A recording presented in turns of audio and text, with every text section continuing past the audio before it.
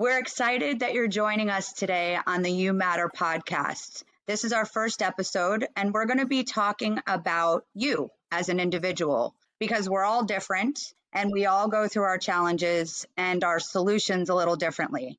So we're going to be inviting our guests to share their stories and their strengths and their hopes and how they've taken life's greatest hardships and turned it into their strengths. And if you've been alive in the past 5 years, we've all went through something. So take what you get, leave what you don't, but stick around because you will get something. So today I'm inviting Derek DeCosta. He is the author of The Moonlight King. This book really affected me greatly, and I had to reach out to him to be our first guest on the show. He lived in Korea, and he was moved here as a young boy and adopted by some very abusive people. And he has such a story to share, and he can bring you hope and inspiration. So I'm really looking forward to having him here on the show with us. Hi, Derek. How are you? Good morning. I'm doing great. Thank you. Thank you for having me on this podcast. Great. So share a little bit about your childhood with us and that experience of what it was like to move from your family home where you were born and raised until the age of 8 and moving over to America, and a little bit of that transition and experience for you as a child. Sure. So I was born in Korea and I was raised there until I was 6. My parents got divorced when I was 5.5 years old. And in 1977 in Korea, divorce was frowned upon. And so my family decided to hide the evidence of the divorce and put my sister and I for adoption. So I was 6 years old when I was adopted, and we were the first generation of Koreans, children, to be adopted into America. So the screening process was very weak, and a lot of not well-screened people got these children, in particular, single dads got little girls and things like this. So there was a tremendous amount of abuse in the first generation of Korean children, including mine. So I was adopted into the DeCosta family. It was a single mom and her teenage son. And for 8 years, I was pretty horrifically abused physically, emotionally, and sexually on a daily basis. And then I was able to run away when I was 14. And basically what I did was I stayed in friends' homes for a while until I found someone who was willing to rent me a room during high school. So I worked my way through high school, several jobs, and eventually I had to leave that apartment. So I joined the military, I joined the Army.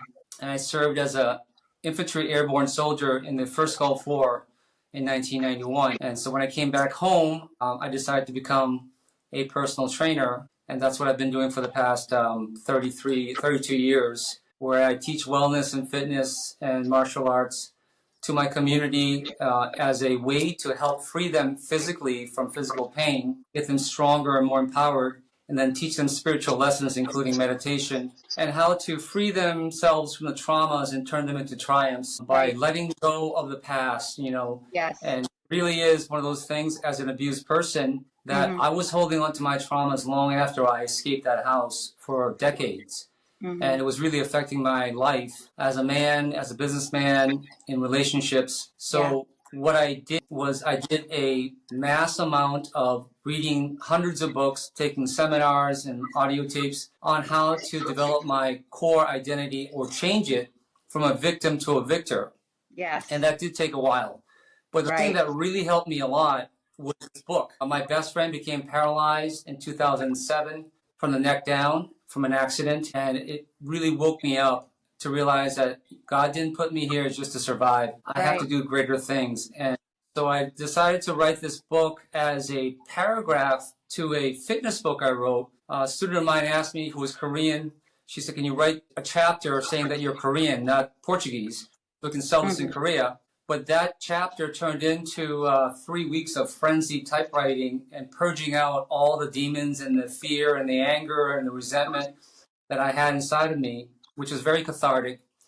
And over the year of me editing it, basically, my personal experience is the more you write it out, the more you talk it out, and the more you get it out of your heart, you create space for love to be there. And you can't have both. So I had to get the fear out of my heart. And so by having the book as a cathartic purge allowed me to do that. And now that I'm sharing it with the world, I'm trying to help people by sharing my experience and also the methods that I used in order to find a new identity and freedom within myself. And one of the things that we discussed before, Crystal, is that though I don't have a biological family, I do think it's important to have a family or a team. And so that is what I have done over the last several decades, right, including you.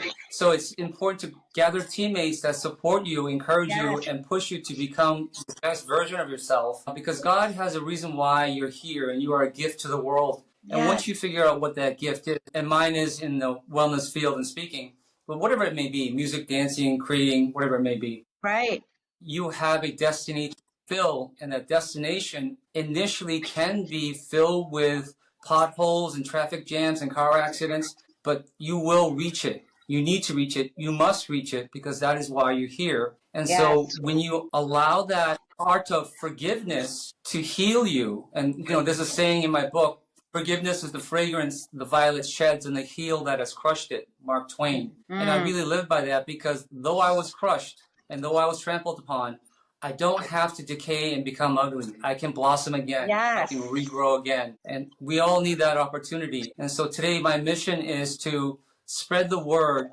as far and wide as I can that you are joy, you are love, you are light, and the darkness is temporary. It was in the past.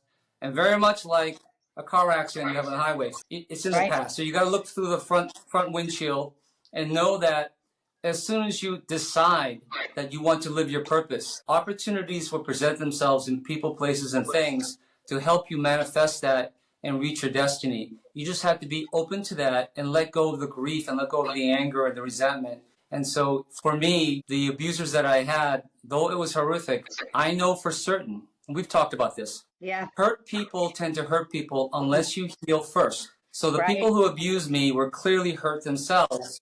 Right. And I know that only because the things that they did to me, there was no internet back in 1978.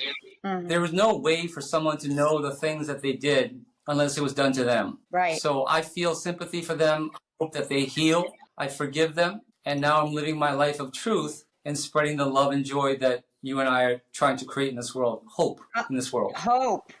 And boy, I just want to say there's so many times, forgive me if I ever interrupt you because I'm so passionate about this. So ahead of time, I'm like, ooh, because as you're speaking, I can relate with everything that you said. And I also was abused as a child. So it actually took me a year to read your book, because as I was reading it, I mean, I cried so many times, Derek, I can't even tell you how many times, like inside me, I had to put it down and process, just because as a child, there was a lot of that in my life too, in a different way. But a lot of, you know, I was also sexually abused, emotionally abused, and physically abused. And so as reading this, I would take it and process it and feel it, and just seeing the, you know, the extreme abuse that you went through, but how it transformed through your journey. And I love that you brought up community, because that is I think, so important. So for our listeners, I just want to really encourage you that if you have 1, 2, 3 tribe members, people in your corner that build you up, that you can connect with, because part of my journey, I went into isolation for a while. And that was a real hard thing for me, because I always was an outgoing person. And sometimes that's a part of our process, is to go into isolation. But recently I've reached out and I've started connecting more to my community, other like-minded individuals, to encourage and support, reaching out when needing support, because that's something that was really hard for me to do. So recently, like, I just went through a really difficult thing in this last 2 months in my personal life, a couple of them, and I felt so alone. And then I said to myself, why am I not reaching out to my people? Right? Why am I not reaching out? And then I realized there was a little bit of pride. There was a little bit of my own ego stuck in that. And I've reached out, and that makes such a difference. So I love that you touched on that. What's another thing besides community, as you move through your book, that you think really helped you with your healing process? So I think there are 3 things. First of all, if you're in a deep state of depression and suicide, it's unrealistic for me to say feel joyful, because you're too low on the vibration frequency. So you want to have a stepping stone process where you graduate from that to courage, to confidence, then to action, and then acceptance, forgiveness, and move up and up and up. So it's like moving up in the ocean of consciousness. You could be at the very bottom, and you don't know what's happening at the very top. So Right. you want to slowly rise your way up. And as you do, you tend to own that level of growth each time you step up on the ladder, if you will. But what I will say is there are three things that I use in my life personally, and those are books, mentors, and teammates. So books will never let you down. They never have a bad day. It can be media. When I say books, I mean videos, audios, books, things like this. On personal development, on spiritual growth, on personal fitness, things like that. Mentors are people in your community or in your circle that you admire and they have a life that you want. Talk to them, take them for a cup of coffee, ask them some questions. It could be someone that you don't know that you admire that's a celebrity. It doesn't matter who it is, but you can imitate their success and find out what their formula or their recipe is. The third thing is teammates. So teammate to me is team is together, everyone achieves miracles. And the miracle is you waking up to your truth of who you really are and who you aren't. So the lies that are told to you as a child or as a young person, that tends to get into this brainwashing system where you believe that lie because it's so much repetition. But in the same vein, you can use mass repetition to create a new identity and squash the old one. But you can't squash the old one until you accept that it happened, realize it, forgive yourself, forgive those who did it to you, and then see it for what it really is, the past. Then from there, you must re-brainwash and renew. And, you know, there's a saying, when the average person sees a caterpillar, they think that it's not growing, but the master sees a butterfly in the future. So we are all in a cocoon of sorts at some point in life, and that is a transformative phase of your life. So in my opinion, we have two sides of the menu in life. You have all the joy and happiness and all the pain and suffering. Both sides you must have to fulfill your destiny in life. So if you experience it when you're younger, that's great. Now you can experience more the joy and the passion and the excitement. But sometimes you go back and forth. So I'm not upset when something bad happens anymore. I see it as an opportunity to grow myself intellectually, emotionally, spiritually, and physically. So those are the 4 of the 5 freedoms. The last one's financial. And my joke always is, I can help you with the first 4, but not the last 5. But in reality, if you have the first 4, you're probably going to have the 5th because you're living a life of passion and real clarity, and people can sense that energy around you, and they want to do relationships with you more, business with you more, or whatever it may be. So you have to be open for business, but you can't do that when your cab is filled with pain and suffering. You got to empty that stuff out. And so the 3 things I recommend again are, I would suggest 4 things. The first is you want to make sure that you are immersing yourself and re-brainwashing yourself with the positive media. Now, some people like to read books. I like audiobooks. Some people like to watch videos. Some people like to get seminars and be very tactile. Whatever your modality is, because everybody learns differently. Choose that and then get mass amounts of that. So I use that along with positive music. I'll listen to Christmas music all year long because I love it. It makes me happy. I listen to Christian music. It makes me happy. Right. So you want to change the frequency by changing your environment. So I don't watch TV. I don't go on social media for the most part or internet. I make sure I very, very specific about the food for thought that goes into my eyes and ears, because my subconscious is going to be filled with these folders that say life is amazing, it's abundant, it's passionate, it's exciting, it's loving, or it's awful. You know, you're going to get stepped on, someone's going to betray you. There's both sides. So you need to replenish the folder that says love because it's pretty thin. You got to make that really thick so that it becomes your automatic go-to for the most part. You know, that doesn't mean that there's not going to be any suffering or pain. It just means it'll more likely be very temporary because you're so thick with this folder and hardwired for love because of the hours and thousands of hours of conditioning. The second thing is the mentors. You know, in the book, I described many mentors, hundreds of mentors, over 200, men and women, who are kind enough to give me a encouraging word or sit me down for a cup of coffee and give me advice. Or I would just watch them in life and say, you know, you're amazing. How do you do that? And lastly would be teammates. And so the teammate thing is important because you can't choose your biological family. That's not up to you. But you can choose who you allow to be your inner circle. And we become the average or above average of the 6 to 7 people we hang out with the most. So you have to be very careful about who you allow to influence you, encourage you, or motivate you. And so I have a draft every single day, month, and year where I'll say, hey, I like you or I love you. Would you be my brother, my sister, my mother figure, my father figure, my cousin, whatever it may be. And so I've been very fortunate to have really good teammates, really great teammates within my lifetime, once I decided that I want to be happy, I need to be passionate, I need to be excited, I need to fulfill my destiny. In my opinion, God then allowed these people into my life. You know, we have this thing called the reticular activating system in your brain, where you can only see or hear things that you think are important. So when I thought it was important to be a victim, be a survivor, be a fighter, well, I was always being victimized, surviving, and fighting. But once I decided it's important to be passionate, excited, grow, and contribute, then people that could help me with that all of a sudden started showing up in my life. And so the analogy I use is when you get a brand new car, we just bought a new car, when you go on the road, all of a sudden you see that car everywhere when you never saw it before, because now it's important to you, right? So life is always the same. There's so much beauty and love in life. You just can't see it if you're not looking for it. And you need to change your inner eye, your third eye, to find that for you, programming that with the nonstop information of optimism, positivity, and abundance. And in my opinion, I have what's called bookends. So I start my morning with a prayer of all the things I'm grateful for, and I give permission for the universe to give me more. And then all day long, I listen to audios in between clients, right? So I'm busy all day long. So let's say I have 5 minutes or 10 minutes. Instead of putting the television on, I listen to this audio program that's got a motivational speaker, right? Or I'll take my dogs for a walk and be in nature or something like this. But I don't do anything that I know is going to tarnish or infect. And the joke I always use is in the ocean of consciousness, or the pool of humanity, you don't want to be that guy or girl that's peeing in the pool. You're infecting it. So you want to make sure you have the same philosophy.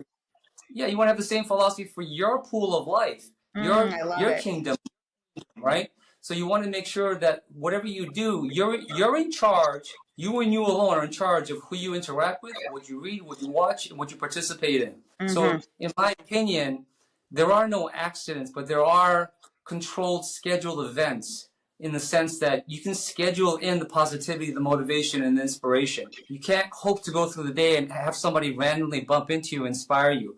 That's not a good way to do it. However, when you schedule it for yourself and you set that frequency out by the law of attraction, you will meet more people who are motivated, inspired, and courageous, and happy and passionate. That's just the way it goes. So the law of attraction, and we are human magnets, by the way. We are electromagnetic beings. So you will attract to you what you are, not what you want. And this is important because people want to be happy. People want to be in love. People want to be free. People want all these things. But inside, they're miserable, unhappy, fearful. So it is important for you to change the inside to reflect on the outside to attract to you what you want in your life. And so, in my opinion, the only thing you're in charge of, as far as I know, is the things that you read, watch, and listen to, and your personal fitness and your health. Those are the only two things you're in charge of. But if you change those two things, it's an amazing transformation that will happen. You'll burst out of that cocoon, spread your wings, and all of a sudden you'll be at the top of the ocean, seeing the seagulls and the islands and sailboats.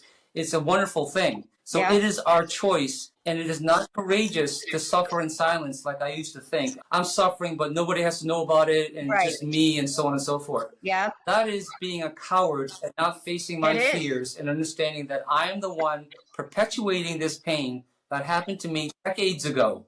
And the joke I say is that'd be like me wearing an outfit that I used to, like my high school Letterman jacket at 54 years of age. You would look ridiculous, right? You need to try to put on a modern outfit and get into society, but it's a stepping stone process. So my philosophy, my business is, someone comes to train with me, and they say, well, is it going to be intense? How long is it going to take? And I say, here's how it works. Whatever you can do today, tomorrow you do 1% more. Next day, 1%. That's it. Like, that's it. But add that by 365. That's a lot of percents at the end of the year. Anybody can do 1% improvement. Anybody, whether it's in finance or fitness or in relationship. So if you have it in small chunks, absolutely manageable. And that's that weird saying. So there's a saying, you can't eat the whole elephant. And I'm not sure who eats elephants, but what they're saying is chunk it down into manageable bites. And that is the secret success that I've heard and seen with the over 1,000 books I've read. It's the same formula. Decide what you want, make it a passion and burning desire, and then improve by 1% every day, but don't miss a day. And if you do that, that muscle gets stronger and stronger. And just like working out in a gym, the first day is very difficult. By the 1,001st day, you are amazingly strong and you're doing incredible things you could never imagine the first day. So you do need to have that idea that it's going to take some time, but it's not as difficult as you think, and it's the self-talk that's holding you back.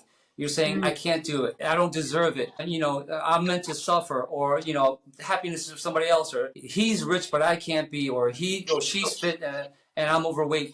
That's complete BS. So the incantations that you can do it, or the incantations, they both work.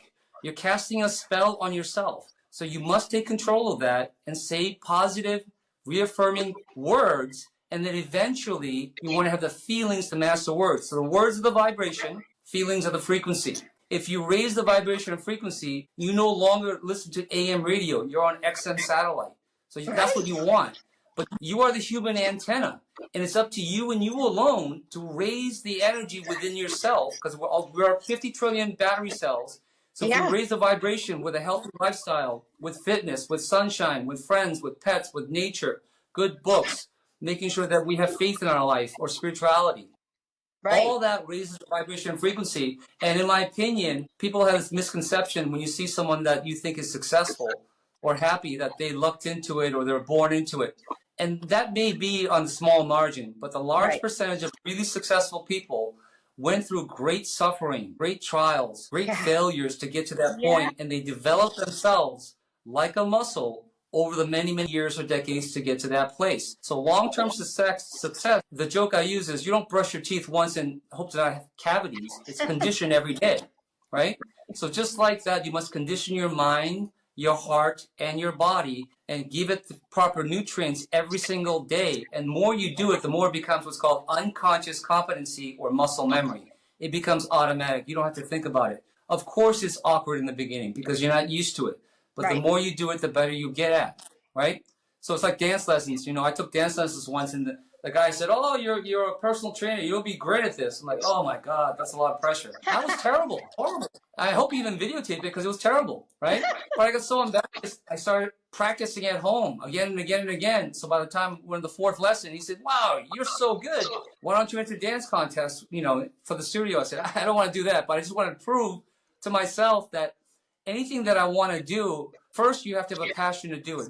You have to have a desire to do it. Secondly, with technology today, there's no excuse not to find a video or an audio of something of that nature to help you start the process. And by watching other people's stories, I heard a story recently where someone who had trauma went to a therapist, and the therapist had a 50-year beautiful marriage, raised from a nice family, never abused, went to an Ivy League school. And the therapist said, "I really don't know how to help you." And she said, "Of course you don't. You don't know what I've been through. Exactly. You have no clue, right?" Exactly. And so this is where I think you and I come in, Crystal. We understand what suffering is. We understand what being in the victim mindset was. We understand that it can hold us back like an anchor. But we also understand we can set ourselves free in the sail of success and move towards our destination and get to that tropical island that we want to get to. But it takes work. It takes a tremendous amount of work initially. But the more you do it, the better it gets, the easier it gets. So whoever's watching or listening to this, there is not just hope, there's an expectation that I have for you, that Crystal has for you. You have a job to fulfill that God put you here for. And that is to live a joyful, loving, fruitful life. So if you're not doing that, you are betraying your destiny. You are not fulfilling your obligation, the job description that you filled out when you came here. So it is up to you and you alone. But you must do it. We're counting on you because you are another drop in the ocean of consciousness that we all share. We're all in the same pool. So you have to succeed. You must succeed. You need to succeed because you are all important to all of us connected together in a collective consciousness. And you can succeed. That's the other thing. You can, and you're worth it to give it a shot. And I love that you pointed out the 1%, because that's something that I've even had to put in my mind, because I'll try to do so many things and set myself up for failure, because I have done this in the past. This is one of the things I'm working through still, actually, but is taking those little steps. Rome wasn't built in a day. Right. So it's like focus on just, one of the things about the You Matter movement, which is what we're doing, is that we encourage people every day to just do a positive affirmation. That's for the mind. A self-care tip, like go out in nature is one of the things. It could be for 5 minutes, and then an act of kindness for somebody else. And that's your heart. So it's like mind, body, soul health. So it's very similar, Derek, to what what you're doing as well. And it's amazing as he's talking. You're inspiring me. You are really pouring into me today. I can't even tell you, because listen, my goal here is to be authentic and to also share, like, I haven't arrived yet, meaning like I'm not perfect. I still need the encouragement, like what Derek's given me today. And hopefully you guys too, there was a day last week where I didn't do any of my stuff. The stuff I'm preaching, I didn't do any of it. I sat in bed and I cried, and I knew, it's like I knew I had the tools, but there was something in me that just said, you know what, not going to do it. And maybe that was a little bit of the victim stuff, a little bit more of the healing that, I need, because I believe that life is a journey of healing. And the reason I'm sharing this with you guys too is when you have those days, it's okay. Because today, guess what? Not one of those days, right? So like the mantra, when those days come and maybe I failed, that's not what I'm really saying, but my mind will tell me I failed or didn't do what I was supposed to. Instead of looking at like that, like what you shared, Derek, about rewriting the programming in your brain, I say to myself, you know what? I needed to feel that. I needed to take a mental health day. I actually even post that on social media just to feel what I was feeling as a human being. And then the next day, getting up and starting my process again. So I just want to share that with people too, because for me, my goal is to do 365 days. I just haven't gotten there yet. You are. One of the things I heard, I wanted to share this with you because I know exactly what you're saying. So there are days that I don't want to get out of bed and do what I do. There are those days. But here's the analogy. Everybody wants different things. So let's say what you want is you're a single person and you want to find the soulmate, the love of your life. Or you're a poor person and you want to make $1 million. Or you're an unsuccessful small business owner and you want to be franchised through the country, whatever it may be. Or you want to be a great mom or a great father or whatever. So whatever that carrot is on the stick, let's pretend that I told that person there's $1 billion in a suitcase on top of Mount Everest, or the love of your life, or your business certificate, or your children's unending, unconditional love for you forever and ever. But it's at the top of that mountain, and you haven't walked a mile in your life. But I said you've got 365 days to get up that mountain. Otherwise, it's gone, and you'll never have it ever, ever, ever. I guarantee you, every single person would become a professional mountain climber within seconds. Okay, and they'd reach that mountain in days, not years. It'd be days. Okay. So it's never the how, it's always the why. The why passion creates purpose. So you got to figure out what you really want in life. And when I say want, in reality, it's not the love that you want or the money that you want or the business you want. There's an emotion that you want from it. And that emotion is love. Okay? Right. Love it's for all yourself, about love. right? Love. Passion. So if that's the case and you really want to have more love in your life, more passion, more excitement, more significance, knowing why you're here on this planet, then put that carrot on the stick. Now you can use tangible things like $10 million or a Ferrari or a yacht or a business or a beautiful man or a beautiful woman or whatever you want. You can put that out there, and that does work. It does work temporarily. So that's going to ignite it. So, but I say inspiration, is like perspiration. It dries up. But the more you do it, it becomes automatic and it becomes your core identity. And like any muscle, first of all, get up in the morning, it's cold, you're tired, you're not motivated. You have to take that opportunity to get your ass up, put that boot in your tush and get out of bed. Force yourself to do it. Because the days that count, as you know, the days that count are not when you're happy and well slept and your business is going well. The days that count is the days you feel sad and depressed. So you got to force yourself to do it. And what happens after about 10, 15 minutes of doing that, you get back into that rhythm of life as usual. But again, my tip is, if you don't know why you should do what you want to do, think of the thing you want most in life. And most people, adults anyway, want to have passion and love and a soulmate and a partner in life. That's what they want, okay, if they don't have it. So you can use that as a carrot. So my thing is this. I can't find the right guy. I can't find the right girl. And my question is, are you the right girl? Are you the right guy? Are you the equal to the thing that you're looking for? And the answer almost is no, because they think that guy or girl is going to come and save them and free them from their suffering. Nobody wants a project. when they get into a relationship. So it's important to make sure that you are centered, you are grounded, you are happy and fulfilled within yourself.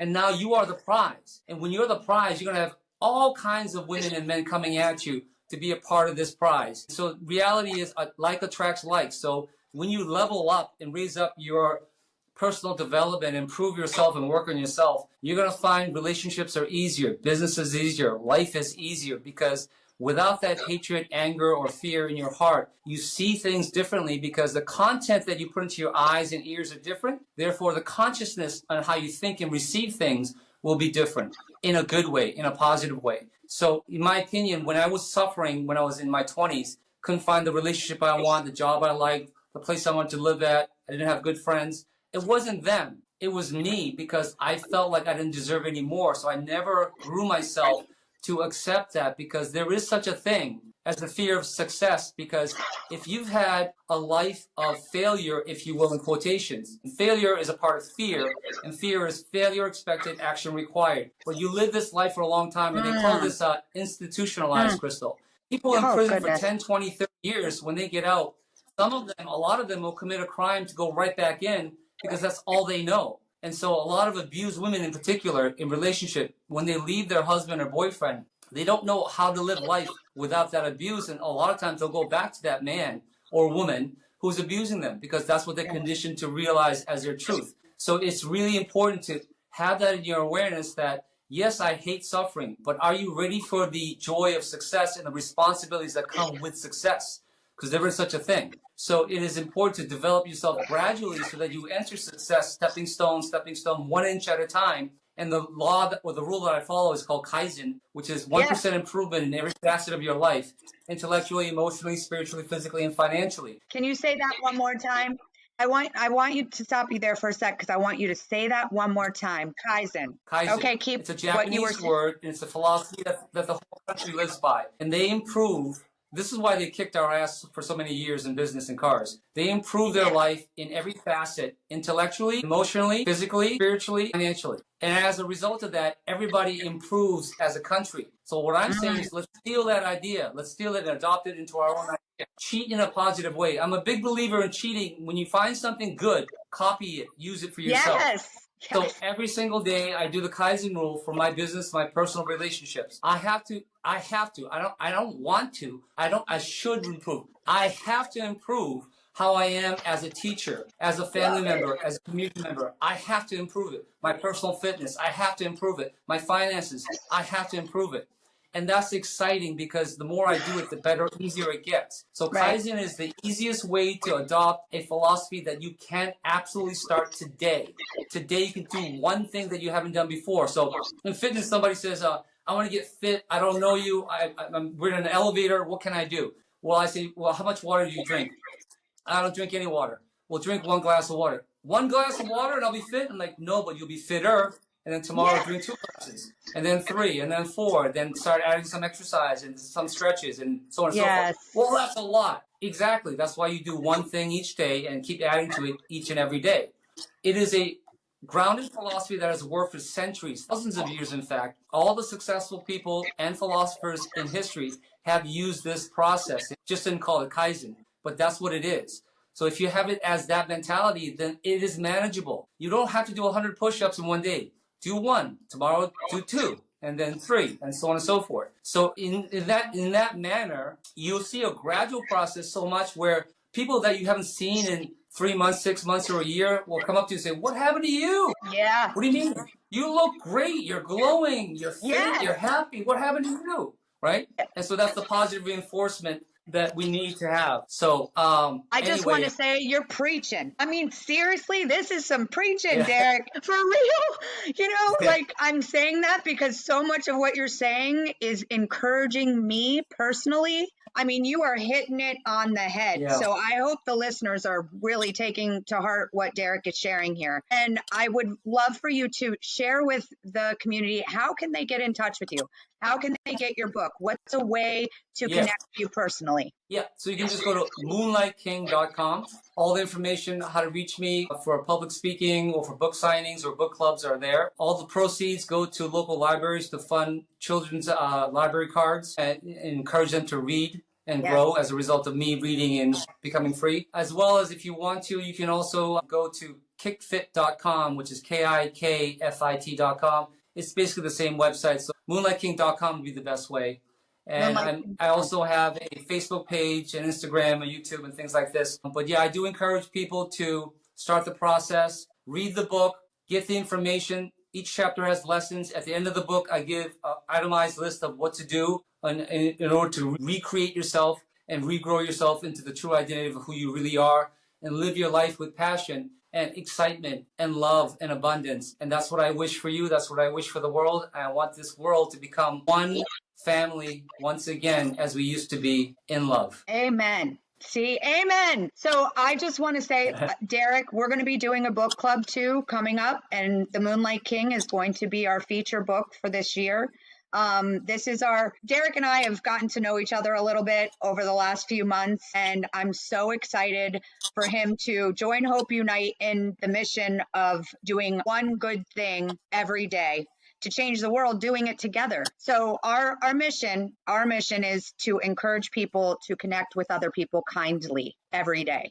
Because in a world of disconnection, where everything has now become electronic and now we have robots doing stuff, and although some of that stuff, can make our lives easier, it can also disconnect us as a human race. And so our focus here is to connect with you. So if you have felt connected by this podcast, everybody says like, share, but really like and share this, because we're trying to connect with other individuals to inspire and encourage hope and strength in each individual.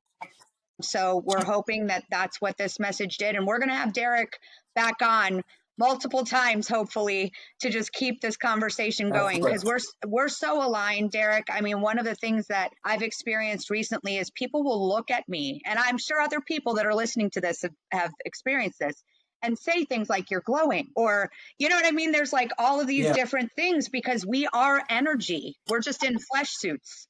Right. So if there's more and more people that are awakening to this truth.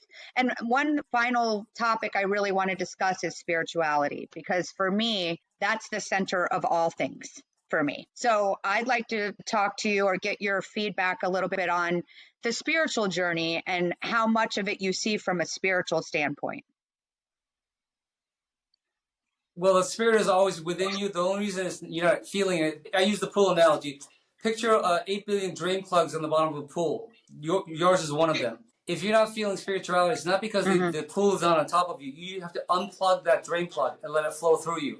And when you experience that love, you're not taking from anybody else. You're actually helping the cycle be complete. So in order to unplug that, you have to let go again of the fear and the resentment and the negativity and the doubt that you experienced from the past. And one last thing I'll say to finish this. You have a responsibility to put the crown on your head, stand up straight, and act like the king or queen of your universe. That's who you are. So stop pretending that you're a pauper and be the queen or king of your universe, and behave accordingly. Be regal. Yes, I love that. Now, here's the coincidence, but not coincidence. If you go to the website, I wrote a journal entry, and it's called Step Into Your Queendom/Kingdom. Now, Derek didn't even know that. See the alignment? It's within all of us. So how amazing is it when we get to connect the way that we're doing right now? And we really hope that we've connected to your hearts. Derek, you connected to my heart in a way that we've talked before, and today was fire. I mean, it always is, but you really were on fire today. So I'm grateful that you have come on the show again to do this with me. And I'm excited and looking forward to what the journey has ahead. And please reach out to Derek if you guys have any questions.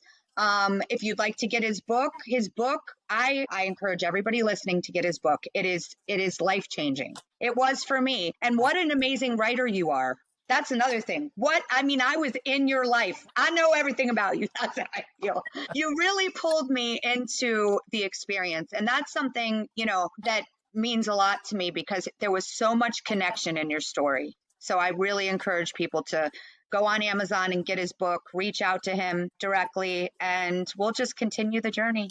Thanks, Derek, for being a part and for everything you said and for encouraging me today. Blessings to you, and live your truth, folks. Live your truth, because love and light is waiting for you and you alone. Love and light. Go get it. I love it.